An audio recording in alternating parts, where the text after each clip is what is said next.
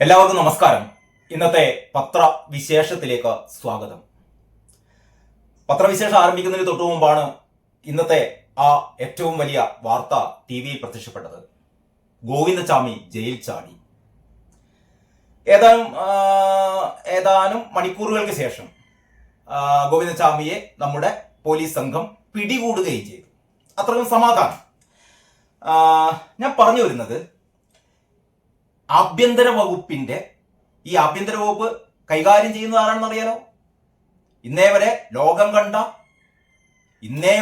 കണ്ട കേരളത്തെ സൃഷ്ടിച്ച ഇരട്ടച്ചങ്കൻ കാരണഭൂതം വാഴുന്ന ഈ കേരളത്തിൽ കാരണഭൂതം ഭരിക്കുന്ന വകുപ്പാണ് കേട്ടോ ആഭ്യന്തര വകുപ്പ്. ആ ആഭ്യന്തര വകുപ്പിന്റെ കീഴിലുള്ള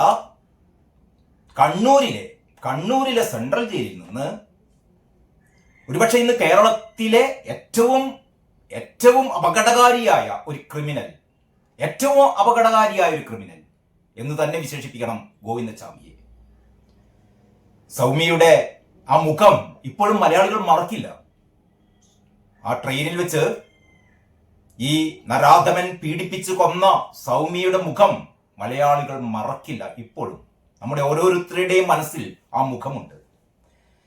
നമ്മുടെ നീതിന്യായ സംവിധാനത്തിന്റെ ദൗർബല്യങ്ങളോ എന്തൊക്കെ ആവട്ടെ, വധശിക്ഷയിൽ നിന്ന് അയാൾ രക്ഷപ്പെട്ടു. ജീവപര്യന്തം തടവിന് ശിക്ഷിക്കപ്പെട്ട് കണ്ണൂർ സെൻട്രൽ ജയിലിൽ കിടക്കുകയാണ്. ഇതിനിടെ ഒരുപാട് വാർത്തകൾ നമ്മൾ കേട്ടിരുന്നു ഗോവിന്ദചാമിയെ പറ്റിയിട്ട്. അയാൾക്ക് മട്ടൺ ബിരിയാണി കിട്ടാത്തതിന് ജയിൽ ജീവനക്കാരെ മുഴുവൻ തല്ലി ഒച്ചപ്പാടുണ്ടാക്കി ബഹളമുണ്ടാക്കി. ആ സൗമ്യയെ കൊന്ന ആ നാളുകളിൽ കണ്ട ഗോവിന്ദചാമി അല്ല. പിന്നീട് ഗോവിന്ദചാമി ഒരുപാട് മാറി. ജയിലിൽ കിടന്ന് നമ്മുടെയൊക്കെ നികുതി പണം ഉപയോഗിച്ച് ഇയാളെ നമ്മുടെ സർക്കാർ തീറ്റിപ്പോറ്റുകയായിരുന്നു. അതൊക്കെ അവിടെ നിൽക്കട്ടെ.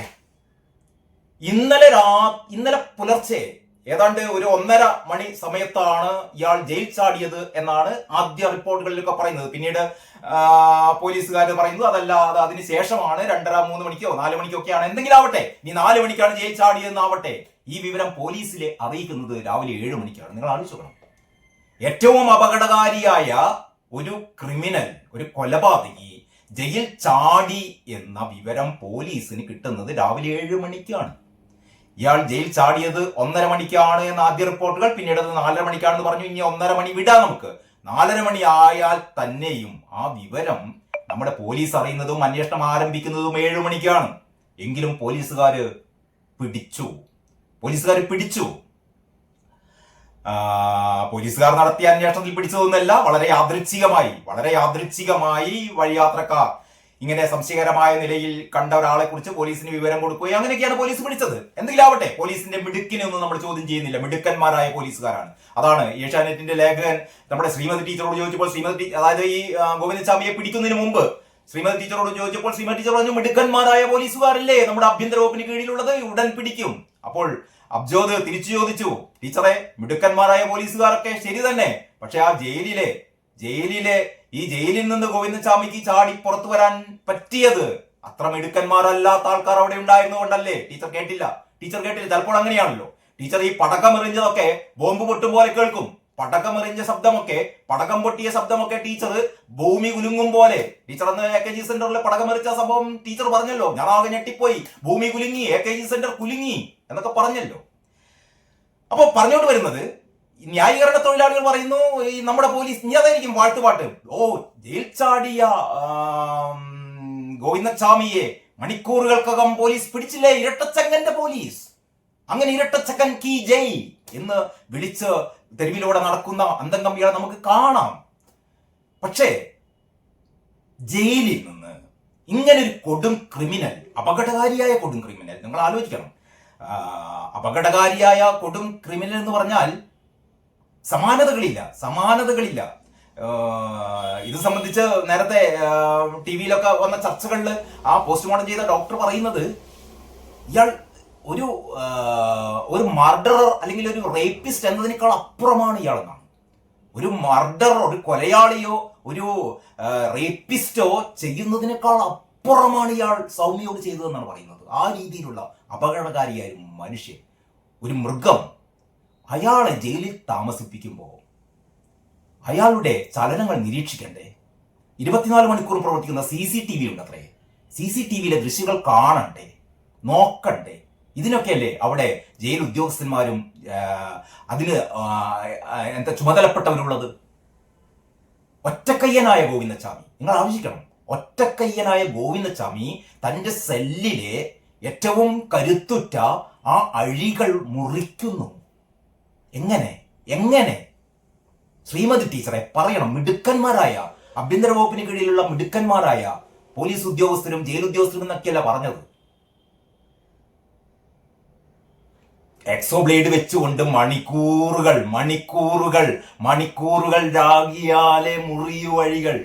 എങ്ങനെ എങ്ങനെ ഈ കൊടും ക്രിമിനൽ ജയിൽ ഉദ്യോഗസ്ഥന്മാരൊന്നും അറിയാതെ അത് ചെയ്തു? അതൊക്കെ പോട്ടെ, അത് കഴിഞ്ഞിട്ട് ഇയാള് ആ ഉയരം കൂടിയ മതിലിൽ നിന്ന്, ജയിലിലെ മതിലിന്റെ ഉയരം നമുക്കറിയാലോ, 6-7 ആൾ പൊക്കത്തിലുള്ള ആ ഉയരത്തിലേക്ക് ഇയാൾ എങ്ങനെ കയറിപ്പറ്റി? രണ്ട് മതിലുകൾ ചാടിക്കയറി ഇയാൾ എങ്ങനെ ആ ഏറ്റവും പുറത്തുള്ള ആ വൻമതിലിന്റെ മുകളിൽ അയാൾ എങ്ങനെ എത്തി? അതിനു മുകളിലുള്ള ഇരുമ്പ് വേലി, അതിൽ വൈദ്യുത പ്രവാഹം ഉണ്ടാവേണ്ടതാണ്, പക്ഷെ ആ സമയത്ത് ഉണ്ടായില്ല എന്നാണ് പറയപ്പെടുന്നത്. ഇതൊക്കെ എങ്ങനെ മനസ്സിലാക്കി? അത് കഴിഞ്ഞിട്ട് ഇയാൾക്ക് വടം പോലെ കെട്ടി വലിയൊരു വടമുണ്ടാക്കാൻ പറ്റിയ തുണികൾ, ഷീറ്റുകൾ എങ്ങനെ കിട്ടി? ആര് കൊടുത്തു? ഇതൊക്കെ അന്വേഷണം നടക്കുന്നു, അല്ലെങ്കിൽ അന്വേഷിക്കട്ടെ എന്നൊക്കെയാ പറയുന്നത്. ഒരന്വേഷണവും പുറത്തു വരാറില്ല. തൽക്കാലം കണ്ണിൽ പൊടിയിടാൻ വേണ്ടിയിട്ട് അവിടുത്തെ 3-4 ജയിലിലെ ഉദ്യോഗസ്ഥന്മാരെ സസ്പെൻഡ് ചെയ്യും, തീർന്നു. അവരെ 5-6 മാസം കഴിഞ്ഞാൽ തിരിച്ചെടുക്കുകയും ചെയ്യും, കഴിഞ്ഞു. പക്ഷെ ഇവിടെ ഏറ്റവും പ്രധാനമായി എനിക്ക് പറയാനുള്ളൊരു കാര്യം നമ്മുടെ സിസ്റ്റത്തിന്റെ ഫെയിലിയറാണ് ഇത്. ഈ കേരളത്തിലെ ഏറ്റവും കഴിവുകെട്ട മന്ത്രി, ഏറ്റവും പരാജിതയായ മന്ത്രി എന്ന് പറയുന്ന, മന്ത്രി എന്ന പേര് പോലും വിളിക്കാൻ അവജ്ഞയാണ് ആ ഒരു മനുഷ്യ സ്ത്രീയെ. വീണ ജോർജ് എന്നാണ് അവരുടെ പേര്. പണ്ടവരൊരു പത്രപ്രവർത്തകയായിരുന്നു അത്രേ. ഒരു പത്രപ്രവർത്തകനായ ഞാനൊക്കെ ലജ്ജിക്കുകയാണ്, ഇങ്ങനെയുള്ള ഒരു പത്രപ്രവർത്തക നമ്മുടെ കൂട്ടത്തിൽ ഉണ്ടായിരുന്നല്ലോ എന്ന് കരുതിയിട്ട്. ആ വീണ ജോർജാണ് നമ്മളോട് പറഞ്ഞത് അന്ന് കോട്ടയത്ത് ആശുപത്രി കെട്ടിടം, വളരെ ജീർണിച്ചു പൊളിഞ്ഞ ആശുപത്രി കെട്ടിടം പിന്നെയും തുറന്നു വെച്ച് അതിലേക്ക് ആളുകളെ കയറ്റി ഇടിഞ്ഞ് വീണപ്പോൾ, അതിനുള്ളിൽ സ്ത്രീ മരിച്ചപ്പോൾ, വീട്ടമ്മ മരിച്ചപ്പോൾ പറഞ്ഞത്, അതൊക്കെ സിസ്റ്റത്തിന്റെ ഫെയിലിയർ ആണ്. എന്റെയോ അല്ലെങ്കിൽ പിണറായി ഞങ്ങളുടെ കപ്പിത്താന്റെയോ ഞങ്ങളുടെ ഒന്നും കുറ്റമല്ല, അത് സിസ്റ്റത്തിന്റെ ഫെയിലിയർ ആണ്. ഈ സിസ്റ്റം അല്ലേ, ഈ സിസ്റ്റം നന്നാക്കാനല്ലേ നിങ്ങളൊക്കെ നിയമിച്ചത്? നിങ്ങളല്ലേ സിസ്റ്റം ഉണ്ടാക്കിയത്? കഴിഞ്ഞ 10 വർഷം കേരളത്തെ എന്താ പറയുക, സ്വർഗമാക്കിക്കൊണ്ടിരിക്കുകയല്ലേ നിങ്ങൾ. എന്നിട്ട് നിങ്ങൾ പറയുന്നു സിസ്റ്റത്തിന്റെ തകരാറാണ്. അപ്പൊ നിങ്ങൾ സമ്മതിക്കുകയല്ലേ നിങ്ങളുടെ ആരോഗ്യ രംഗത്തെ ആ സിസ്റ്റം മുഴുവൻ ഫെയിലിയർ ആണ്? ഇവിടുത്തെ എല്ലാവർക്കും അറിയാലോ. അപ്പോൾ ആരോഗ്യരംഗം സിസ്റ്റം ഫെയിലിയർ. വിദ്യാഭ്യാസ രംഗത്തിന്റെ കാര്യം പിന്നെ പറയാനില്ല. പഠിക്കാൻ കുട്ടികളില്ല. ഉള്ള കുട്ടികൾ തന്നെ പഠിക്കുന്നത് അൺഎയ്ഡഡ് വിദ്യാലയങ്ങളിലും CBSE സിലബസുള്ള സ്കൂളുകളിലൊക്കെയാണ്. സാധാരണ സ്കൂളുകളിൽ വെറും ഒരു ഗതിയും പരഗതിയും ഇല്ലാത്ത മാത്രമേ പോകുന്നുള്ളൂ. സ്കൂളിൽ നിന്ന് ഷോക്കേറ്റ് വിദ്യാർത്ഥി മരിക്കുന്നു, സ്കൂളിൽ നിന്ന് പാമ്പ് കടിയേറ്റ് വിദ്യാർത്ഥി മരിക്കുന്നു. ഇത്ര സിസ്റ്റം ഫെയിലിയർ ആയ ഒരു സ്ഥലം വേറെയില്ല. വിദ്യാഭ്യാസ വകുപ്പിന്റെ സിസ്റ്റം ഫെയിലിയർ, ആരോഗ്യ വകുപ്പിന്റെ സിസ്റ്റം ഫെയിലിയർ, നമ്മുടെ ധനകാര്യ വകുപ്പുണ്ട്. ധനകാര്യ വകുപ്പിന്റെ കാര്യം പിന്നെ പറയാനില്ലല്ലോ.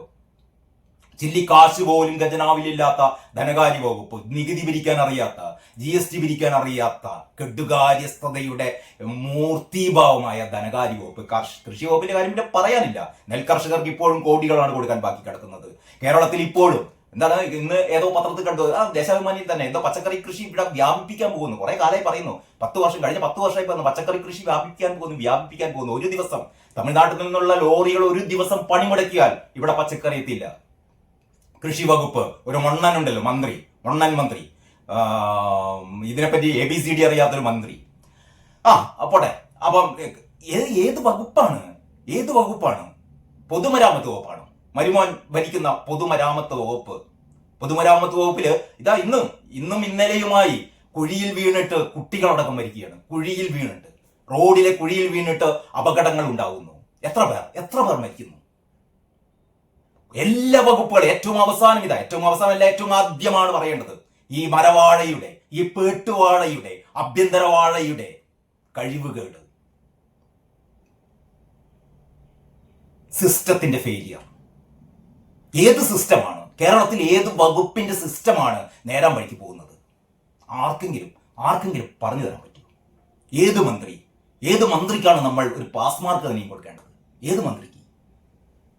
ഇങ്ങനെ കഴിവുകെട്ട, നെറികെട്ട, വൃത്തികെട്ട, ധൂർത്ത്, അഹംഭാവം എത്ര മാസം കോടി നമ്മൾ കാത്തിരിക്കണം? എത്ര ദിവസം കൂടി കാത്തിരിക്കണം? തടവറകളിലെ ഗോവിന്ദച്ചാമിമാർക്ക് ഹാപ്പിയാണ്, എപ്പോഴും അവർക്ക് ജയിൽ ചാടാം. കാരണം നമ്മൾ അങ്ങനെയാണല്ലോ. ഈ ക്രിമിനലുകളോട് നമ്മുടെ അന്തംഗമികൾക്ക് എന്തൊരു സ്നേഹമാണെന്ന് അറിയോ? വേടനാണ് താരം. ഇപ്പോഴും വേടനാണ് താരം. വേടന്റെ കൃതികൾ കുട്ടികൾ പഠിക്കണം അത്രേ. എം ബഷീർ ഉൾപ്പെടെയുള്ള സമിതി റിപ്പോർട്ട് കൊടുത്തു. ആ പാഠഭാഗമൊന്നും പഠിക്കാൻ പറ്റില്ല, അതിന് മാത്രമൊന്നുമില്ല അതിൽ എന്ന് എം ബഷീർ എന്ന് പറയുന്ന മലയാളത്തിലെ പ്രഗത്ഭ സാഹിത്യകാരൻ, പ്രഗത്ഭ വിമർശകൻ, പ്രഗത്ഭ സംസ്കാരിക നായകൻ, പ്രഗത്ഭ വിദ്യാഭ്യാസ വിചക്ഷകൻ കൊടുത്ത റിപ്പോർട്ട് പോലും തള്ളിക്കളഞ്ഞു. വേടനെ പഠിക്കണം അത്രേ. വേടൻ ആരാണ്? കഞ്ചാവ് കേസിലെ പ്രതി. കുട്ടികൾ പഠിക്കണം എങ്ങനെ കഞ്ചാവ് വലിക്കണം, എങ്ങനെ വേടനാവണം. പിന്നീട് മറ്റൊരു ഗോവിന്ദച്ചാമിയാണ് അയാൾ. ഗോവിന്ദച്ചാമിയുടെ കയ്യിൽ നിന്ന് ആ സൗമ്യ മരിച്ചുപോയി. വേടന്റെ കയ്യിൽ നിന്ന് ഒരു പെൺകുട്ടി ഇപ്പോഴും ജീവച്ഛവമായി തൃശ്ശൂരിൽ കഴിയുന്നുണ്ട് കേട്ടോ. ഞാനൊരു വീഡിയോ ചെയ്തിരുന്നു. കേരളീയം മാസികയുടെ പ്രതിനിധി ആ പെൺകുട്ടിയുമായി നടത്തിയ ഇന്റർവ്യൂ, അക്കാര്യം ഞാൻ ഒരു വീഡിയോയിൽ പറഞ്ഞിരുന്നു. ഏറ്റവും ക്രൂരമായി ബലാത്സംഗം ചെയ്യപ്പെട്ടൊരു പെൺകുട്ടി. വേടൻ അതിക്രൂരമായി ബലാത്സംഗം ചെയ്യപ്പെട്ടിട്ടൊരു മാപ്പ് പോലും പറയാതെ ആ പെൺകുട്ടിയുടെ വിലാപം, ആ പെൺകുട്ടിക്ക് ശക്തിയില്ല. ഇനി വേടനോട് എങ്ങനെയാണ് പൊരുതുക? കാരണം വേടൻ കേരളത്തിന്റെ സാംസ്കാരിക രംഗത്തെ നവോത്ഥാനമാണത്രേ. അങ്ങനെയാണ് അയ്യങ്കാളിയെപ്പോലെ വേടൻ എന്നൊക്കെയാണ് പറയുന്നത്. ആലങ്കോട് ലീലാകൃഷ്ണൻ കഴിഞ്ഞ ദിവസം പ്രസംഗിക്കുകയുണ്ടായി. ഞാനൊക്കെ ബഹുമാനിക്കുന്ന ഒരു മനുഷ്യനായിരുന്നു ആലങ്കോട് ലീലാകൃഷ്ണൻ. അന്തംഗമ്മികളെപ്പോലെ പ്രസംഗിക്കുകയാണ്. വേടൻ മഹാനാണത്രേ. വേടന്റെ കൃതി, വേടന്റെ സാഹിത്യം, വേടന്റെ പാട്ടുകൾ.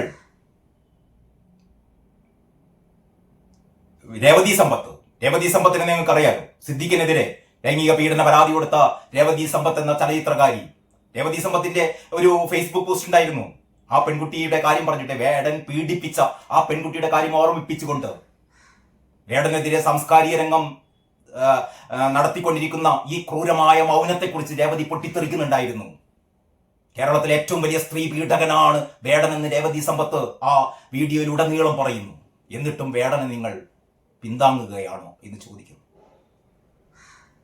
അപ്പോൾ വേടനെ പോലെയുള്ള ക്രിമിനലുകളെ നമ്മൾ ആദരിക്കുന്നു, സർക്കാരിന്റെ പരിപാടികളിൽ കൊണ്ട് എഴുന്നള്ളിക്കുന്നു, വേടന്റെ സാഹിത്യം പഠിപ്പിക്കുന്നു എന്ന് പറഞ്ഞാൽ കേരളത്തെ ക്രിമിനൽ വൽക്കരിക്കുകയാണ് ഈ ഗുണ്ടാസംഘം. പിണറായി വിജയന്റെ നേതൃത്വത്തിലുള്ള ഗുണ്ടാസംഘം. വി.എസ്. അച്യുതാനന്ദൻ വിട പറഞ്ഞിട്ട് ദിവസങ്ങൾ എന്ന് പറയാറായിട്ടില്ല, മണിക്കൂറുകളാവുന്നേ ഉള്ളൂ. ആ ചിത കത്തിയമർന്നിട്ട് ചിതയുടെ ആ ചിതാഗ്നിയുടെ ആ വെണ്ണീരിന്റെ ആ ചാരത്തിന്റെ ചൂടിപ്പോഴും മാഞ്ഞിട്ടില്ല. ഒരു അധ്യായം അവസാനിച്ചിരിക്കുന്നു. ഞാൻ പറഞ്ഞു കഴിഞ്ഞ ദിവസത്തെ ആ വീഡിയോയിൽ, കത്തിത്തീർന്നത് അല്ലെങ്കിൽ എരിഞ്ഞു തീർന്നത് വി.എസിന്റെ ഭൗതിക ശരീരം മാത്രമായിരുന്നില്ല, കേരളത്തിലെ കമ്മ്യൂണിസ്റ്റ് പ്രസ്ഥാനം കൂടിയാണ്. ഇനി ആകെയുള്ളത് പിണറായിയുടെ ഗുണ്ടാസംഘമാണ്. പിണറായിയുടെ ഗുണ്ടാസംഘവും പിന്നെ കുറെ വാളുകളും, ഇതേപോലെ കുറെ മന്ത്രിമാർ, നമ്മുടെ പണിക്കാർ. ഇവരൊക്കെ യഥാർത്ഥത്തിൽ നമുക്ക് വേണ്ടി പണിയെടുക്കേണ്ടവരാണ്. അവരാണ് ധൂർത്ത് നടത്തിക്കൊണ്ടിരിക്കുന്നത്. ഇതിനൊക്കെ നമ്മളെ കുറ്റം പറഞ്ഞാൽ മതി. ഇവിടുത്തെ ജനങ്ങളെ നിങ്ങളാണ് ഇവർക്ക് അവസരം കൊടുത്തത്. ഇനി നമുക്ക് ദിവസങ്ങൾ എണ്ണി കാത്തിരിക്കാം. അടുത്ത തിരഞ്ഞെടുപ്പിൽ എന്ത് ചെയ്യണം എന്ന് നിങ്ങൾക്ക് തീരുമാനിക്കാം. തൽക്കാലം ഇത്ര മാത്രം. ബാക്കി ഒരുപാട് വിശേഷങ്ങളെന്ന് പറയാനുണ്ട്. അടുത്ത വീഡിയോയിൽ ബാക്കി കാര്യങ്ങൾ. എല്ലാവർക്കും നന്ദി, നമസ്കാരം.